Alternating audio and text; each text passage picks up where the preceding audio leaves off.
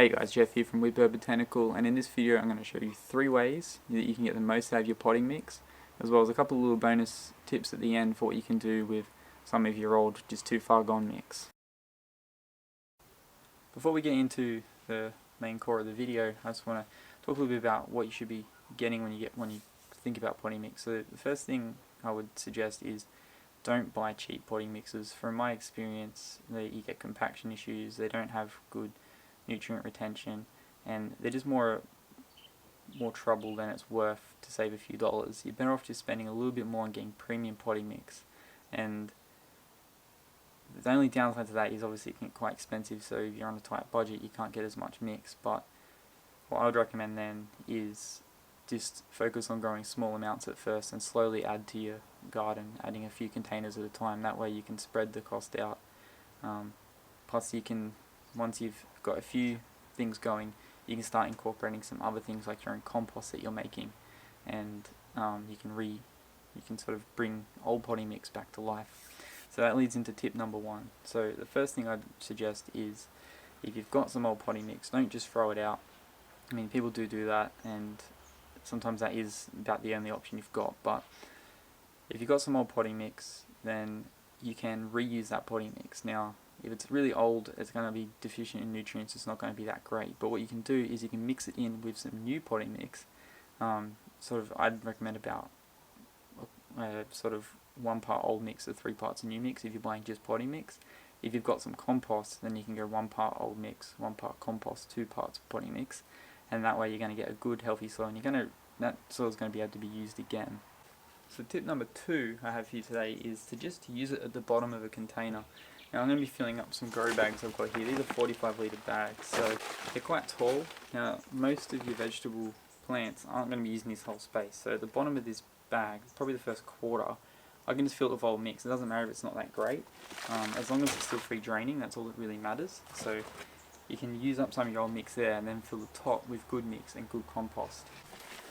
Now if you've got a container like this one, which is a lot shallower than the grow bags, what you can do is you can just put a few handfuls in the bottom. Now you see this mix isn't, like, it's not horrible, it's actually a mix of some old premium mix as well as some sort of cheaper, crappier mixes, but you can just put a few handfuls in the bottom. Again, this is the same principle as the grow bags. There's a bit of coriander in there.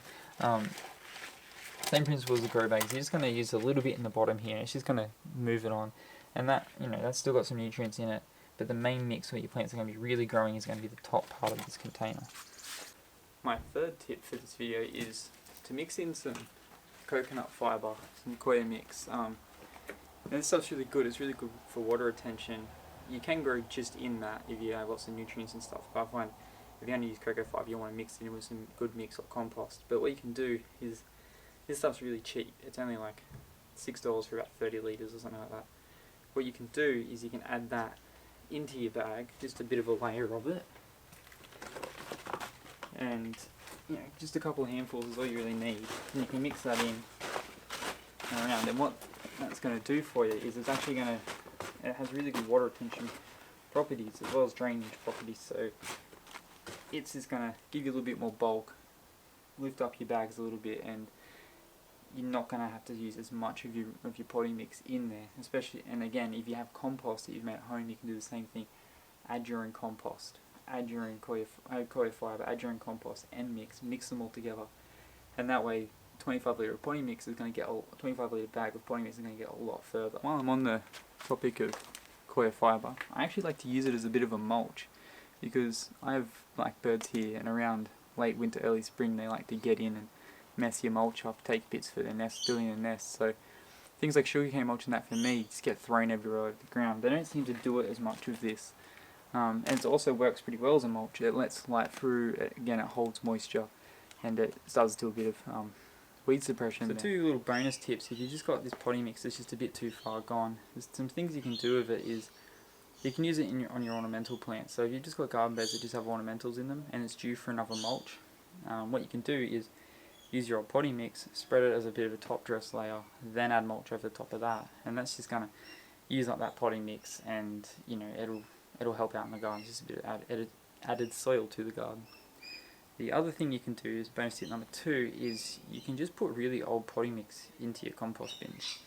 If you've got room in your bin, and well, especially cheaper mixes, they're really sort of chunky with big bits of bark and stuff like that all the time. You can just throw it in the compost bin. Like anything that's going to be in a potting mix is going to be compostable, unless you've got one of the ones that comes with like fertilizer already in it, synthetic fertilizers already in it. You might not want to put that in your compost bin. But a lot of the mixes that don't have that, you can just chuck it in there. They're just gonna be in there. That's gonna put nutrients back into that mix, and you can just use it again later in other pots that way. I hope you liked this video. If you did, let me know in the comments below. Give it a thumbs up. But as always, thanks a lot for watching. I'll see you in the next one. Bye for now.